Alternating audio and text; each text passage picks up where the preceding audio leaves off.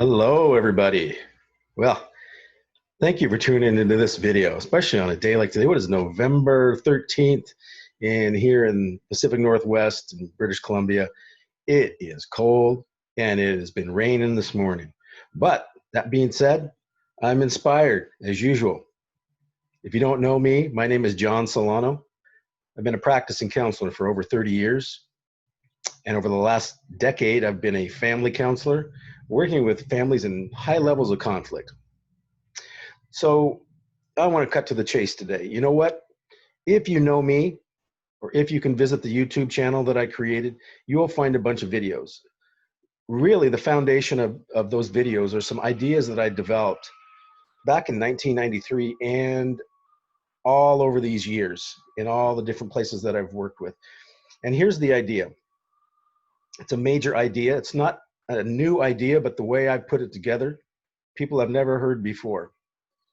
And when I do my family counseling, one of the first things that I want to know about people is what they stand for. Why do I want to know that? Well, because I think one of the things that we human beings, doesn't matter, men, women, kids, we all want to be people of integrity. We all are incredibly attracted to integrity and incredibly attracted to people who have integrity. And I put this question constantly to the moms and dads that I encounter and the teens that I work with. You know, I put them to the test. And basically the question is do you want to be a person of integrity? And another way I put it to them is as I know you want to be a person of integrity. Who doesn't want to be a person of integrity? I want to be a father of integrity. I want to be a man of integrity. I know you want to be a mom of integrity. I know you want to raise a young man or young woman of integrity. True? Absolutely. People will nod their head. Doesn't matter. They themselves want to be a person of integrity. They want to raise children of integrity. So what does integrity mean? Well, it means to be one with, whole, or undivided. One with, whole, or undivided. Of course, the question that people need to ask after hearing that definition is whole with what? Undivided from what? One with what? It's a relational word, integrity. It basically means to, very simply, one could say, keep your word. Keep your word. We've heard that before, especially, I guess you could say, as a man. Be a man of your word. That's probably some advice that a lot of guys got from their own fathers. Be a man of your word. Be a person of your word. If you say something, do your best to live that out. If you can do that, that's called being a person of integrity. All right? So this is the idea that I've developed over the years. If you're listening to this video, I hope this idea appeals to you. If you've listened to my videos before, or if you've attended the parent leadership group, either online or in person, or you've somehow encountered me over the last 30 years, you've heard this idea of integrity. And so if you're tuning in, you're attracted to the idea of being a person of integrity. But here's the deal. As I mentioned, my history is such that I have worked with thousands of people, not just parents and families, but thousands of people who, of course, come to me as a counselor. Why? Because they're not doing well, because they look at their personal scoreboard and see that something is off. Something just doesn't look good, and they want something better. So not only do people want to be people of integrity, you also want to have a good life. People feel that intuitively, especially when things are going sideways. It's like, life could be better than this. There's something that wells up inside you to let you know that this isn't how you came to live. Something could be better. I'm here to live a better life. I'm here to have better relationships. I'm here to almost to visualize or to manifest a dream that I've had, especially when it comes to family. So in family conflict, here's the deal. Now, this is going to be my instructional video. That was my little monologue there for you. I hope you're on the page with me. Here's my instructional piece. Okay, I've created some simple documents that help people kind of get reacquainted with their core virtues and values, so then they can begin the journey, if you will, of living those out in a more intentional, more deliberate way. Now, of course, there are obstacles in life that we encounter, whether it's things that happened to us when we were growing up, how we were raised, things that happened to us, from the communities and societies and our peers, and then there's just the hand of cards, I guess you could say, that our destiny, or just the things, our fate, things that just show up for us. So we all have a hand of cards to play. We all got things to wrestle with, challenges, things to bear, if you will, weights to bear, and yet we still have this deep desire to be true to ourselves, to be authentic human beings.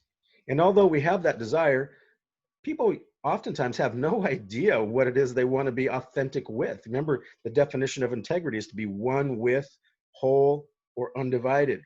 So here we go. So these days, people talk about being your best self.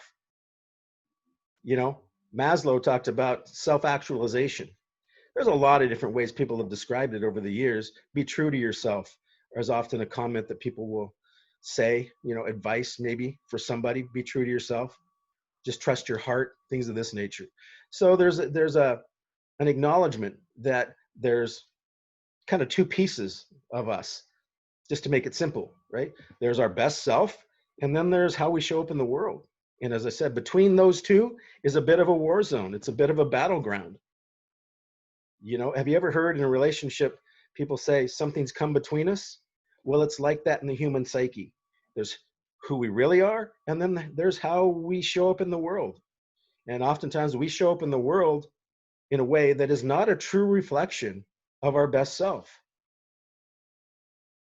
So I'm a big believer in keeping it simple, right? Try to keep it as simple as possible to help people catch a glimpse of their best self. And so I've developed a couple of documents. Now, the first document that I created was called My Code of Honor. What this document helps a person do, and in my family counseling, I give this to parents, well, to everybody, but then I give parents a second document, which I'm going to explain in a minute, because that's what this video is about. But everybody I work with gets the first document for sure. So parent, teen, doesn't matter. It's called My Code of Honor. And very simple. People just select from a group of bolded virtues or values or beliefs, whatever you want to call them, convictions, their top 5. So they could choose something like trust, honesty, humility, leadership, and passion, something like that. And then they list them below. It becomes their top 5 virtues.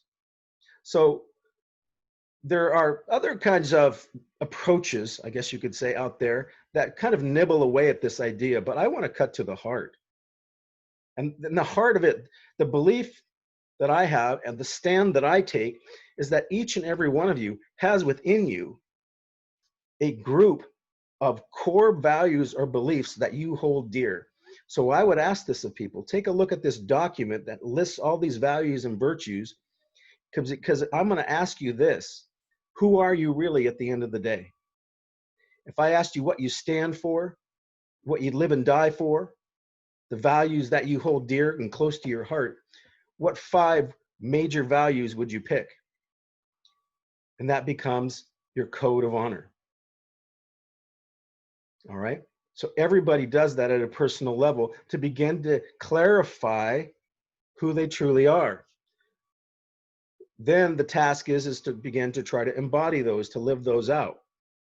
So because, a lot of people talk about having values and beliefs and all that kind of stuff, but they talk about it as if it's just a little piece of data that floats around in their head, but they really haven't embodied it. They're really not living it out, right? And this happens in conflict and tension within families. And so when people get stressed or under distress and tension and conflict starts to happen, people aren't being their best self. Something has gotten in between them and their best self.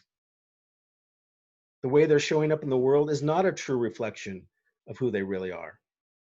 And that's true for our children too, as I begin to explain this next exercise, which is called the Code of Honor of My Child. Now, what is that meant to do? Well, let's put it this way. Why do parents often get frustrated when their children are not acting in a good way? Let's say that they're not acting, in the right way. Well, I'll tell you why.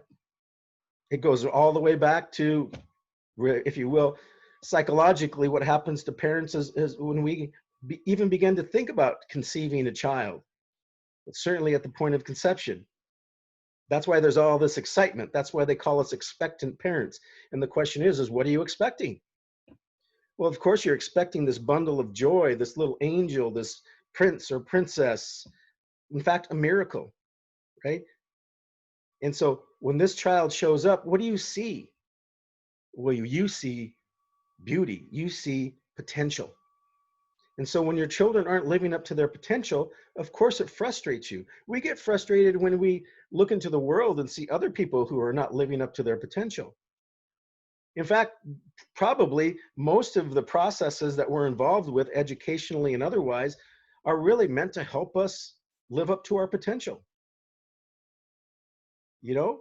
So, and the whole process of maturation is that moving from an immature state to a more mature state. What does it mean to be mature? Well, it means to be productive in the world. It means to be giving to the world, making contribution through your potential. So we're continually developing our innate potential. And so when we encounter certain obstacles and blockages, of course, we personally get frustrated, and the people outside us can also get frustrated. But here's the deal. There are twists and turns in this, right? But imagine that everybody's gifted, right? Everybody has this bundle of gifts, and to give those to the world will be an awesome thing. But we encounter a lot of different circumstances in our lives that hinder that process, that stop us from giving those gifts, that stop us from realizing our potential. And a lot of those reasons we don't even know about. A lot of those reasons are beyond our awareness. That's called our subconscious mind. It's underneath our consciousness, subconscious, right? It's outside of our awareness. We don't know why we do what we do.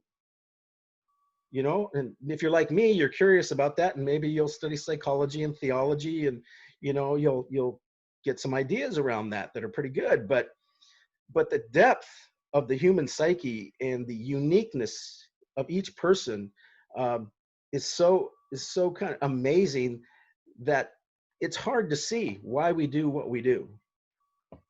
But one thing's for sure is that if you're like me, that you believe that everybody on the inside has this core set of values and virtues that want to manifest in the world, that are like potentials sitting there to be realized in the world. If you're like me and you believe that, right? But then you've also got to believe that sometimes things happen in life that stop us from realizing it. Something gets in the way. And it happens for our kids. I often tell families, never forget that why you're sitting with me now, why you're coming to this group, why we're doing counseling, why, is because you love. It's a love story. It's always about a love story. And yet, when I'm working with families in conflict, there are habits and ideas that need to be given up, but there's also even more some things we need to remember about ourselves. I encounter so many parents who seem to believe that there's some honor in reminding their children of all the places that they're coming up short, of all the deficits they have, just kind of showing them over and over again, where they're not doing it right. And they call that parenting. They call that discipline. Problem is, of course, is that tension increases and escalates to the point of, sometimes physical confrontation, police being called, etc. And the parents come to me and they go, why did this happen? Like, I'm just trying to show my kid how to do it right. I'm just trying to tell them, that I just want them to to clean up the dishes, to clean their room, to clean up after themselves, to go to school. And so I keep reminding them of what they need to do. Or I keep reminding them of what they shouldn't be doing. I say, well, how's that strategy working? Well, not very well, right? What would it feel like to you as a parent if your children came to you and pointed out all the places where as a parent you were coming up short? Would that make you motivated? Would that help you feel good about yourself? Absolutely not. It would probably feel hurtful. Well, that's probably how it feels to your child when you do that. You think you're trying to support your child by pointing out all the places where they're coming up short, all the things that they didn't do. And then you follow them around, reminding them of all the things that they didn't do and places they're coming up short, right? And that feels hurtful. Now, when people are immature, what do with that hurt? They usually retaliate. And so now you have defiance and opposition to work with. Makes things worse. Here's how you avoid that trap. All right. First of all, I want to share with you a quote that I've put many a time in my email invites to the group, and I've shared it with people. Because we're talking about bad habits. We're talking about bad ideas. We're talking about bad strategies. But they keep repeating over and over and over again. And those things need to be given up. Those things need to stop. Those habits need to stop. And here's a secret, it says, to permanently breaking any bad habit. And that is, the secret to permanently breaking any bad habit is to love something greater than the habit. Love something greater than the habit. So tell me, parents, do you feel loving when you're pointing out all the places where your son or daughter is coming up short? Does that feel good for you? Maybe some parents it would, because maybe some parents have some challenges with how they were raised, or that they have a significant need to be right about how wrong everybody is. Those are also bad habits that we need to give up. But I would think at the end of the day, no parent feels good about criticizing people in their life, whether it's your children or your spouse. You don't feel good about criticizing it, about pointing out all the places where they have fallen short. And the reason you feel bad about it is because it's not a loving act, right? But it is a bad habit that needs to be broken. And the way you break it is by loving something more than that. Now, there's an old saying about human behavior, etc., is that even though sometimes we do something that isn't that great, there's a payoff to it. The human mind is always on purpose. So even though you might have a bad habit that you wish you could get rid of, but it doesn't go away, subconsciously, it's very likely that there's a payoff to it. So there is a payoff to it, but it takes more from you than it gives. It'll destroy your relationships. It'll destroy your own self-esteem, etc. So we have to break that habit. And the habit is there because there's a payoff. There's probably some immediate gratification that comes from it, like any addiction. And then later you feel guilty about it. You feel bad about criticizing your kids. You feel bad about pointing out every little place where they, have fallen a little short and where they seem to be lacking. You should feel bad. That means your conscience is intact. But there's a reason why you do what you do. I've heard so many parents say, but if I don't nag my son or daughter, if I don't, show them what they're doing wrong, if I don't keep repeating myself, then they won't do it at all. And then what happens? And then they might do it one time. They might obey you one time. And then what? Next time you got to raise your voice a little louder. Next time you got to punish a little bit more, or maybe open your wallet a little bit wider. Because that's often what happens when parents, go down that road of criticism, eventually you have to fall into a punishment or a reward mechanism, and that is just completely exhausting, and it wears thin, and it's also very disrespectful, especially once a child reaches puberty. All right? So again, how do you break the bad habit? Well, you have to love something more.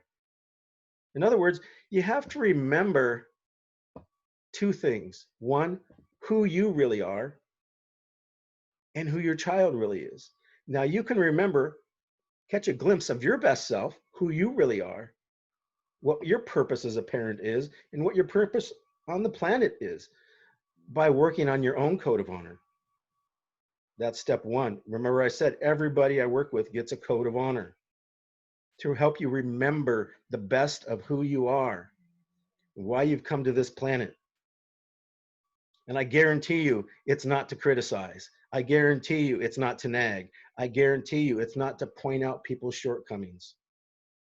Why? What is it then? Well, as I mentioned, if everybody has a best self and we all want to be our best self, and yet there are life circumstances that cause us to get disconnected from that best self. In other words, we get lost. You know, we often say that about people who, we can see that they're lost, that they've forgotten something very important. They've forgotten what? Their best self. They've forgotten the best of who they are. And this happens to all of us at various times in our lives to varying degrees. And I'll say this, that thank God we have people and we have disciplines and wisdom teaching in our life that can help us during those tough times. And what do they help us with? They help us remember the best of who we are. They help us remember the best of who we are. Hey, when we're feeling good, I don't need anybody to, help me remember the best of who I am. I'm already feeling it. It's when I'm lost, is when I get disconnected from my best self, that I need somebody in my life to help me remember. I don't need people in my life to criticize me, right? The world is already too full of that. The world is already too full of negative judgment. The world is already poised to point out everything you've done wrong. Family, especially, and our family members, I think we could say and hope, oh my gosh, that these are special relationships. I've said before that the home and the family relationships of the home should be able to offer a family member something more than the outside world. That's why they say home is where the heart is. Home is where the heart is.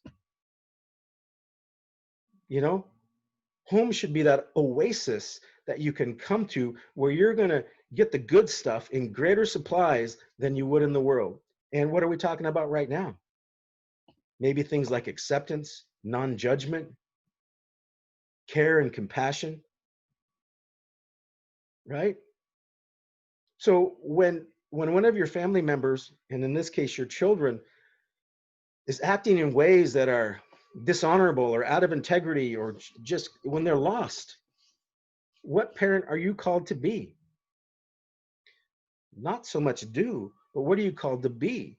When your son or daughter is lost, what is it that you're called to be? A guide. What are you going to guide? What are you going to guide them to? You're going to guide them back to their best self. But you won't be able to do that if you yourself can't see it.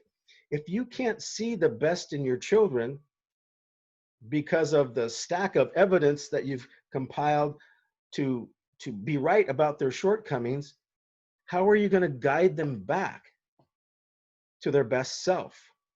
See, is this not a major truth of a parent's heart's desire? We talk about as parents wanting to be the rock, wanting to be steady, wanting to be there, especially when our kids are going through it. When our kids are going through it, or anybody for that matter, that's not a time to jump into the quicksand with them, right? It's a time to stay grounded and to stay firm and to stay clear-minded and to deliver on a promise. And what is that promise? Well, when you're lost, I will be a guide. So guides don't tell people what to do. They just kind of point in a particular direction. The person who is following the guide can choose to go whether they go in that direction or not. They're free to choose. There's no punishment. There's no reward. You just get a pointer, a guidance. Towards what? Towards something attractive. See, that has to be something attractive for the individual to move towards, because our kids develop bad habits too, right? And this quote says what? To break any bad habit, you need to love something more than the habit. So as a father, as a parent, I want to point my son towards something that he will be attracted to more than the bad habit. But as a parent, I also need to be attracted to something more than my bad habits in order to be of any good to anybody. So I'm going to stop share this. But this is the formula, folks. This is the formula, because we want a change of heart, not just wrestle with a change of mind, a change of heart here. And it is about love, finding something more to love. When parents are in conflict and they're cursing at the children, or they're telling, uh, what I call tragic narratives. In other words, always pointing out the disaster at the end of a choice, or being critical and things like this. That is also a sign that the parent is lost, has lost it. They are no longer seeing the best of themselves, and because of that, they can no longer see the best in anybody else, especially their children. That's why, again, everybody I work with right away gets the My Code of Honor exercise. And then the parents will get this exercise. All right. So the code of honor of my child, and you write your child's name on the line. Now you could do one of these for all of your children. Then a parent will get this. So remember where all this started, parent. Remember, you were so in love with this child even before it was born, and as certainly as conception occurred, and then of course, at birth, it blew your mind, right? Why? Because you saw all this potential. And I think parents have X-ray vision.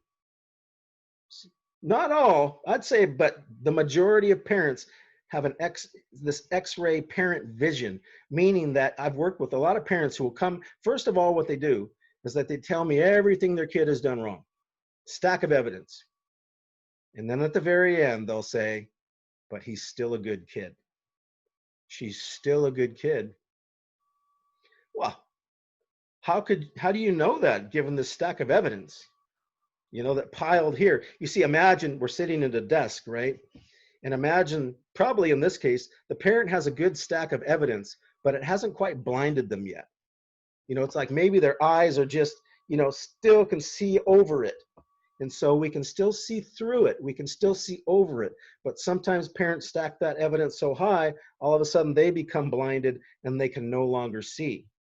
That's what happens basically when we compile grievances against somebody. It changes the way we see them. We don't see them as a friend anymore. We don't see them as anybody lovable. We actually end up seeing them as an enemy. And I had talked to a lot of parents who see their kids as enemies. And I talked to a lot of kids who see their parents as the enemy. Why is that? Because they've stacked up numerous grievances against the person. They've stacked up numerous allegations of how this person is wrong and this and that and coming up short in all these different ways.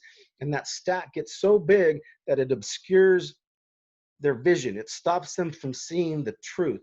It stops them from seeing the best. And we want everybody to see the best in us, right? When people look at you, do you not want them to see the best? Even though you don't act always the best, you still would like people to see the best in you.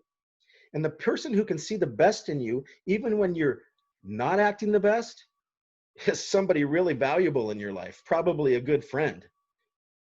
Because a lot of folks won't put up with us being, out of integrity for very long. But those folks who will stick with you for a while and still see the best in you, those are the blessings in your life. And I know, parents, that you want to be the blessing in your children's life because you made a promise a long time ago to love your kids unconditionally, right? Every parent will say that. Or if I put you to the test, You know, I might say, do you love your kids? And you might say, yeah. Well, uh, conditionally or unconditionally? What do you mean? Well, you know, if you love somebody conditionally, that means you love them as long as they fulfill certain conditions. So you'll love them as long as they make their bed. You'll love them as long as they go to school. You'll love them as long as you get your needs met. You know, you'll love them subject to certain conditions. Well, no, that's not how I want to love. Okay, then you love unconditionally. Why? Because that can seem a little foolish. Why would you want to love unconditionally if sometimes the person you're with doesn't always love you back?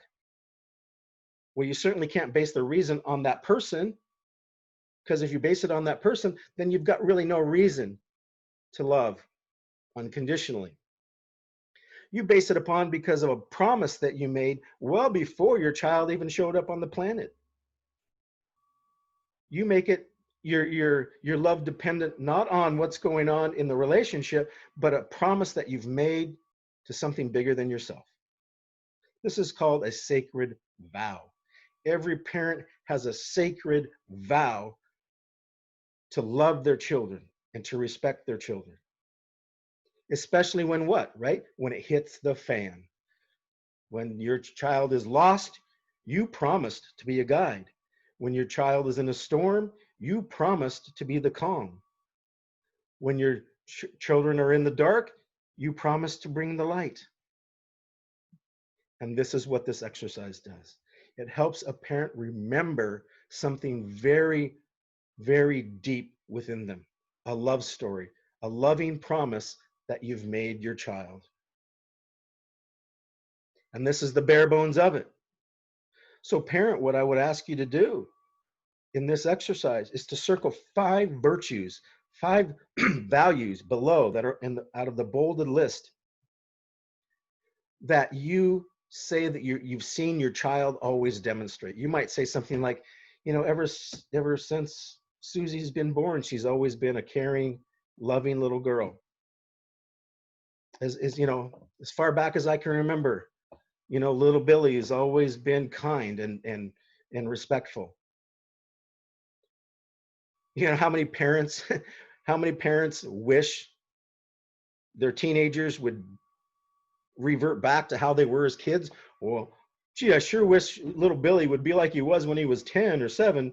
You know, he used to be so respectful and so this and so that. And so parents can remember all these great virtues that their kids brought into the world. But then all of a sudden, puberty shows up, or high school shows up, or bullying happens, or hanging out with the wrong crowd happens, or somebody gets pregnant happens, or all these things happen, right? This is life. This is your hand of cards that you'll deal with. And that's where you get tested. This is the old saying. This is where you get to see what you're made of. This is where we get to see the depth of our character as grown-ups, to see if we're really mature people. Remember, that's what human development is all about, growing from an immature state to a mature state. We would say that somebody's immature, hey, I'm bailing, man. When it gets tough, I'm out of here.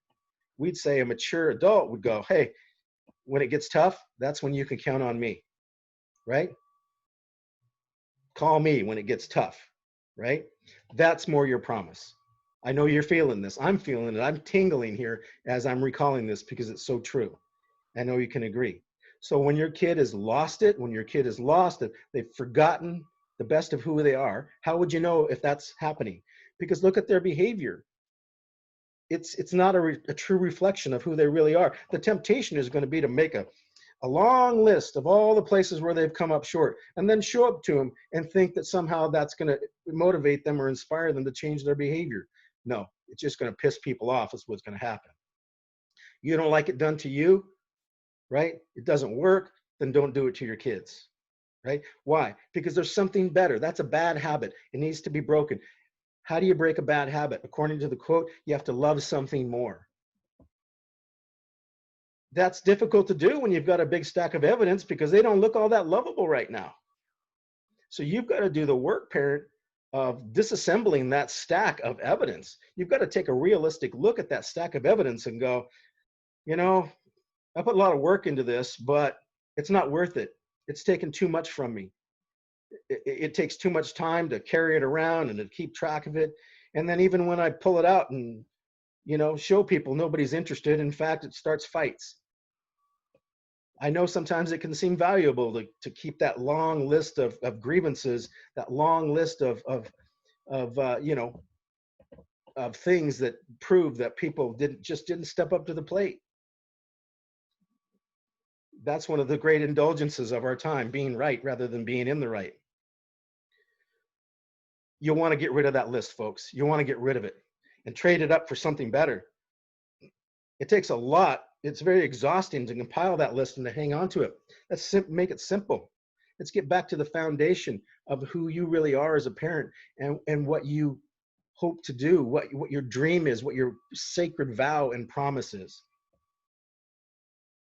Is this making some sense? I really hope it is, because this is so missing from most programs, most counseling, all this kind of stuff. That's why people are attracted to the work that I do. It's not everybody's cup of tea. Not everybody's ready for this, but you might be. And it might get this simple. It's not easy, though. Got a big stack of evidence that needs to be thrown in the trash. But first, you got to get real with it, right? And make a choice. Is this really who I am? Is this really what I'm about? Collecting evidence to prove how wrong my family members are? I don't really think there's a lot of honor in that. When we start to see that collecting evidence against our own family members to prove to be right about how wrong they are, and we compare that against the truth of who we really are, we should feel some remorse about that and go, holy crap, I've been headed in the wrong direction this whole time. Maybe this is something you learned when you were a kid. Maybe this is how you were raised. I don't know what happened, but now it's time to set things straight. And this is how you stop the generational passing from bad habits down to the next generation. It takes some courage to do it. All right? Because this is the love. This is now about love and the love language, your sacred vow to love. So pick those 5 virtues that you think you've always seen in your children, your child, and then put those in the lines below. Now, what you'll want to do is you'll want to continually remind yourself of the best of who your child is. And when they're lost, when they're not acting right, the big temptation will be to pull out one of those pieces of evidence and go, see, I told you so.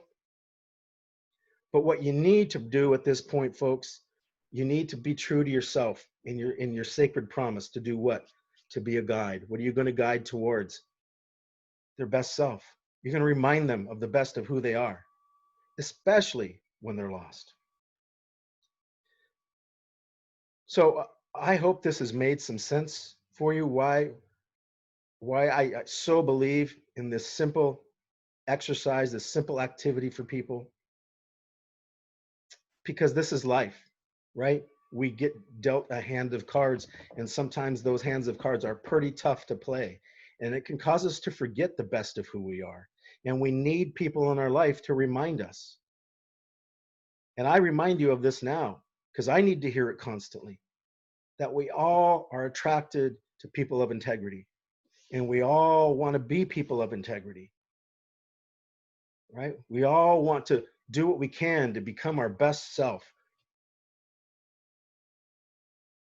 And this is the journey. This has been the journey since the beginning of time.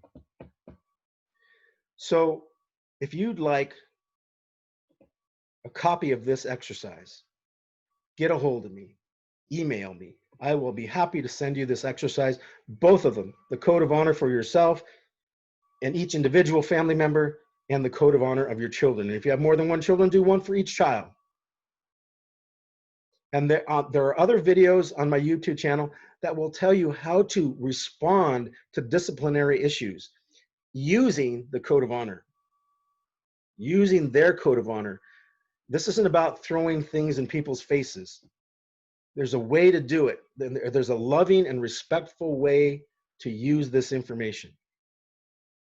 And so I hope that you'll go to the YouTube channel and seek out those videos. There's a lot of videos there that explain a lot more of the facets of this approach, which is called the integrity approach. And it is a unique approach that I've developed over the last 30 years in counseling, and it has been very, very effective. So yeah, in my comment section, or if you happen to be receiving this by email, uh, let me know that you'd like to have it. If you come to one of the parent leadership groups, ask for it and get me your email address, and I will make sure you get these documents. And join us for our parent leadership group every Tuesday night from 6 to 8. It's free. It's a drop-in group. It's incredibly unique. It's been going for 10 years. Like, that is super unique. You never see that anywhere. And the reason why that is, why it's been alive and well for 10 years, is because of this approach, the integrity approach. So I hope this has been helpful. Take care of yourself and start loving each other. Take care.